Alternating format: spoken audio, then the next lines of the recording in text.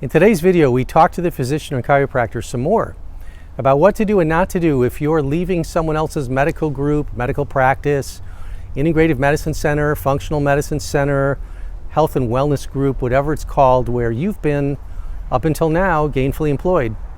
By the end of today's video, you'll be able to think much more clearly about 3 different legal issues you might face as that physician or chiropractor.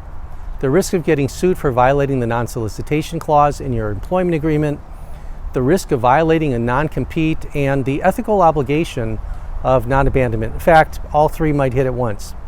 So navigating among these 3 hazards can be tricky, but we've helped physicians and chiropractors and other providers stare down the dragon before without getting fried by the fire. I'm Michael H. Cohen, founding attorney of the Cohen Healthcare Law Group. It's been our distinct pleasure to serve hundreds and hundreds and hundreds, if not thousands, of clients on healthcare and FDA legal and regulatory issues. These include physicians in all types of medical and healthcare centers, as well as chiropractors, nurses, dentists, psychologists, life coaches, other practitioners. We help our clients navigate so they can avoid the multi-headed hydra of patient lawsuits, litigation from medical employers, and regulatory enforcement. That might be 3 heads there. The first tip is to have your healthcare lawyer review, actually review your employment agreement. Don't just sign it, and laser focus in on the promises that you are making in that contract not to do certain things.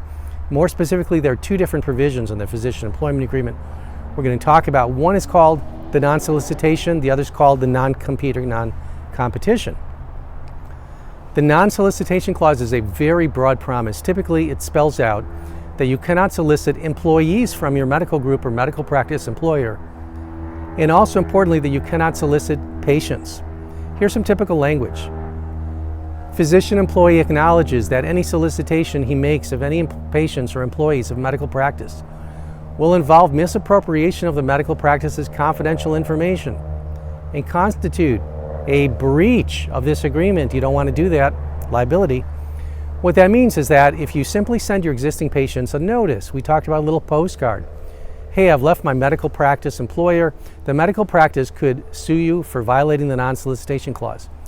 We've seen demand letters and claims going into the hundreds of thousands of dollars, and it costs a lot to get out of them. The non-solicitation provision could be paired, not with fine wine, but with another provision prohibiting theft of trade secrets and confidential information. Now, the non-compete typically generates the most attention because employers are quick to insert it and just as fast to lawyer up and get that demand letter out when you, as the departing clinician, decide to open a practice in violation of the non-compete, whether that is enforceable or not. So even if the non-compete appears overly broad and unreasonable, and even if your lawyer or best friend or best friend's physicians, colleagues, sons, wife's lawyer told you the clause is unenforceable, still, if you agree to such a provision, you won't be surprised if and when you receive a nasty demand letter alleging that you breached the non-compete. So let me be very clear, you can get advice, but there's still the practical realities. And then there's your ethical obligation, the 3rd leg of the triangle, to not abandon your patients. Here you're under scrutiny from the medical board. The board wants you to notify patients that you're leaving. And if you do, then you could get blowback from the medical practice and it could hurt. So there's kind of a catch-22 here. Now here's another thing to consider too. As you're giving notice, the medical practice might suddenly start withholding payment, arguing that there's some issue with collections from your patient.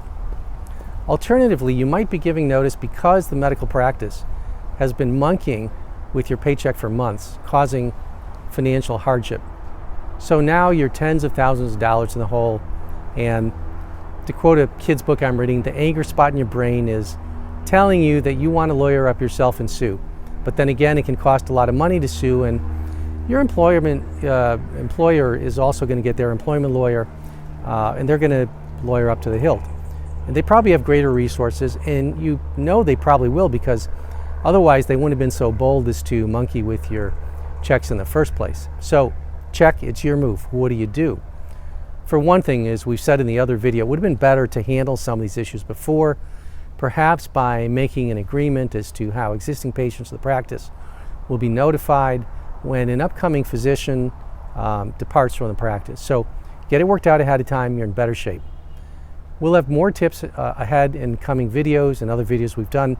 Thanks for watching. If you still have questions, go ahead, click on the link below, cohenhealthcarelaw.com contact, to send us a message or book an appointment. Here's to the success of your healthcare venture. We look forward to speaking with you soon.